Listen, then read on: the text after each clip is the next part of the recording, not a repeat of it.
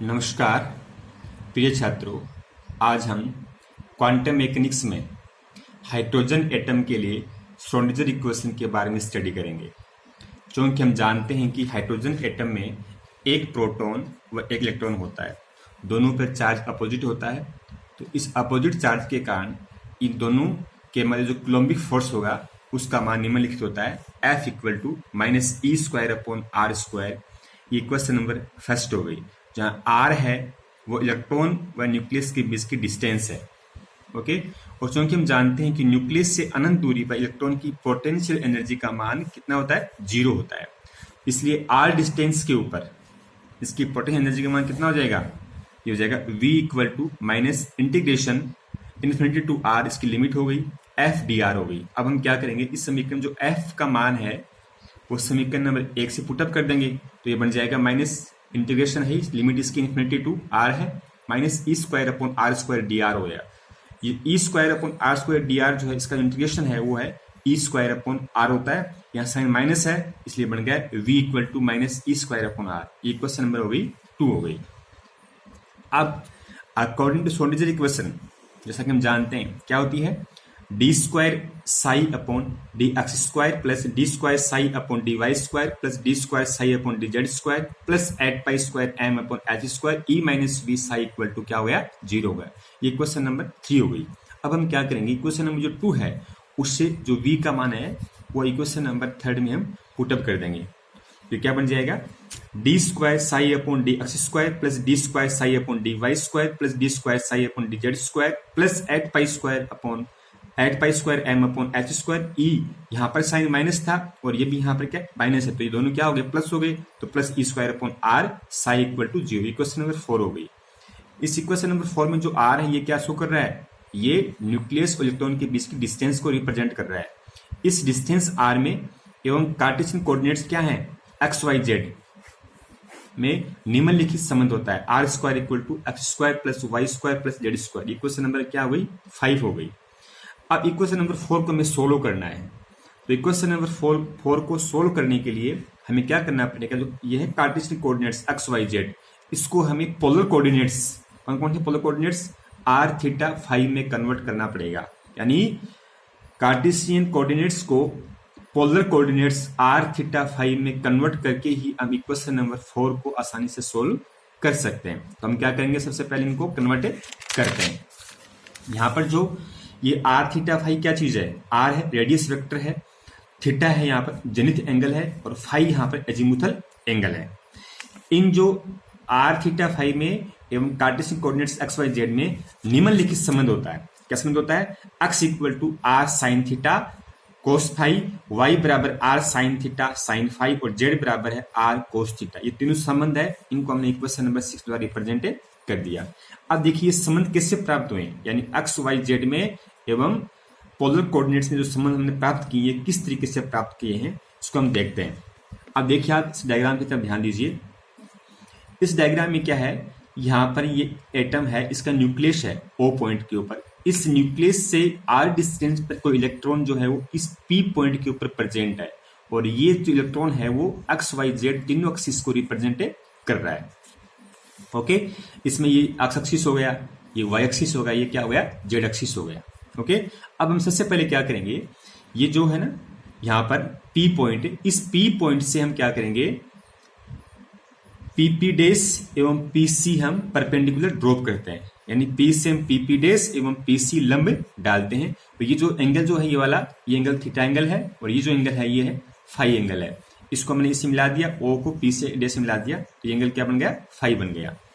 आप देखिए यहाँ पे ये हमने क्या किया, डाला यहाँ पर, ये परपेंडिकुलर डाला है, हम लंब डाला है, तो ये भी लंब है, ये भी क्या है, इसका लंब है, और ये हमेशा क्या होगा, हाइपोटेन्यूस होगा, कर्ण होगा।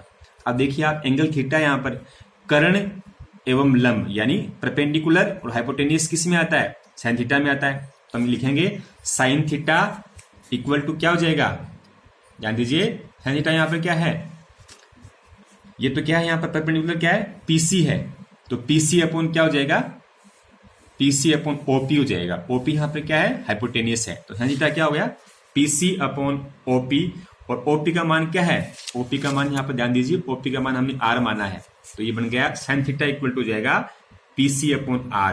तो PC यहां पर क्या हो जाएगा, R sin थीटा आ जाएगा। ओके, आप देखिए डायग्राम से क्या स्पष्ट हो रहा है। इस डायग्राम से ये जो PC हमने ये लिखा है, ये PC के बराबर क्या है, PC के बराबर है ये OP डैश है। इसका मतलब तो ये मान क्या प्राप्त हुआ हमारा, ये मान हुआ हमारा R sin थीटा। तो PC बराबर क्या है, डायग्राम से स्पष्ट हो रहा है ना कि PC बराबर OP डैश है। इसका मतलब OP का मान भी क्या होगा, इसका मतलब OP का मान भी R sin थीटा होगा, ये भी R sin थीटा होगा। अब ध्यान दीजिए आप, ये हमेशा क्या है, ये हमेशा हाइपोटेनियस है, कर्ण है, ये लंब है, ये भी लंब है। और ये जो OP डैश है, ये वाला OP जो डैश है, ये भी हमेशा क्या होगा, हाइपोटेनियस होगा, ये हमेशा कर्ण होगा। ये कर्ण है, ये कर्ण, ये लंब है और ये क्या है, लंब है। ओके, अब हमें क्या करना है, देखिए ये हमने जो OC है, ये कौन सा एक्सिस में, जेड एक्सिस में, तो इस OC डिस्टेंस को हमने जेड मान लिया। यानी जो डिस्टेंस है वाली O से लेकर C की, उसको हमने एक बार क्या मान लिया, जेड मान लिया। अब ये बेस होगा, ध्यान दीजिए आप, ये यहाँ पर क्या है, बेस है, और ये है क्या, यहाँ पर क्या है, कर्ण है, हाइपोटेनियस है। तो बेस और हाइपोटेनियस किस में आते हैं, कोस में आते हैं।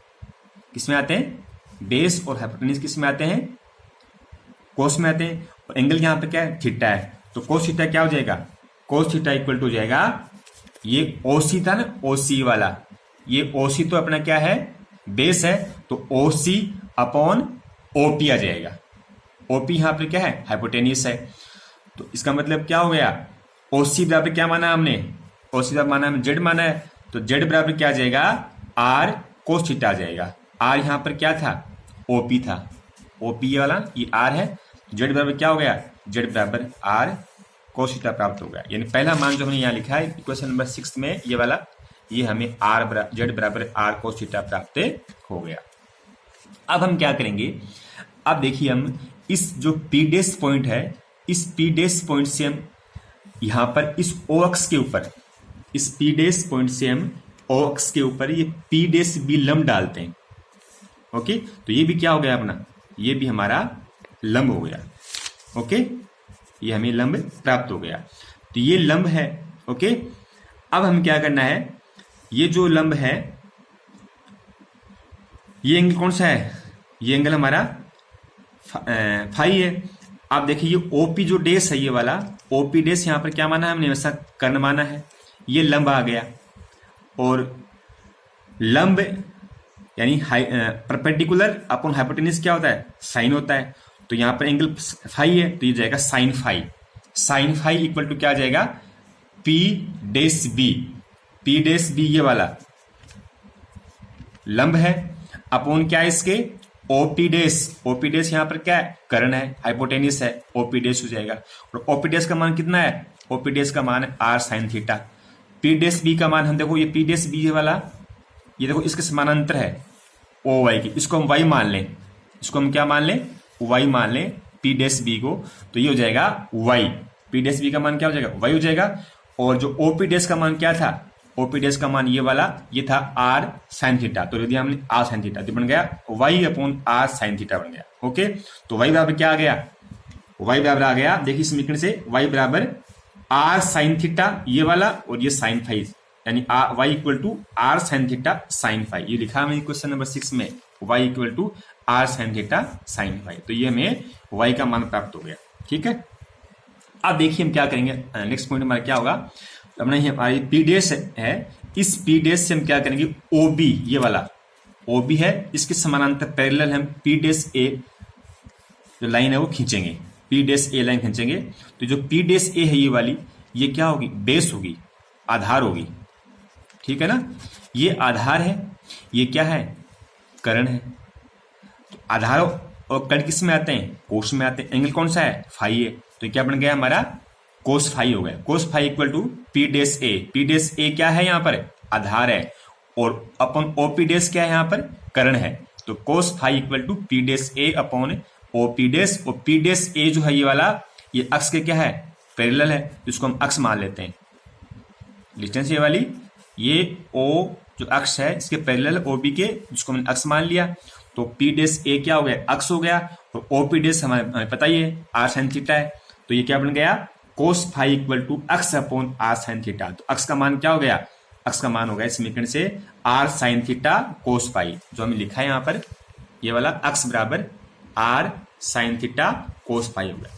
इस तरीके से हम इस डायग्राम के द्वारा हमने एक्स वाई जेड से जो पोलर कोऑर्डिनेट्स है इनके संबंध को रिप्रेजेंट कर दिया है। ओके, अब हम क्या करेंगे, जो समीकरण 6 है इसका मान हम समीकरण 5 और 6 के मान जो है वो समीकरण नंबर हम 4 में रखकर इस समीकरण को हम ट्रांसफॉर्म करते हैं, तो हमें क्या प्राप्त होती है, हमें निम्नलिखित समीकरण 7 प्राप्त होती है। ओके, क्या प्राप्त होगी हमें, 1 अपॉन आर स्क्वायर ब्रैकेट है d upon d r square d psi upon d r plus 1 upon sine theta d upon d theta sine theta d psi upon d theta bracket बंद हो गया, plus 1 upon sine square theta d square psi upon d phi square.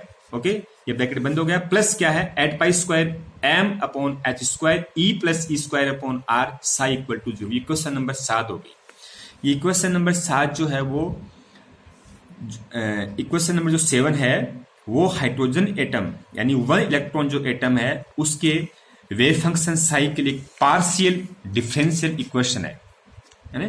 इस equation को solve करने के लिए, आगे solve करने के लिए इनके जो वेरिएबल्स हैं इनको हमें सेपरेट करना पड़ेगा।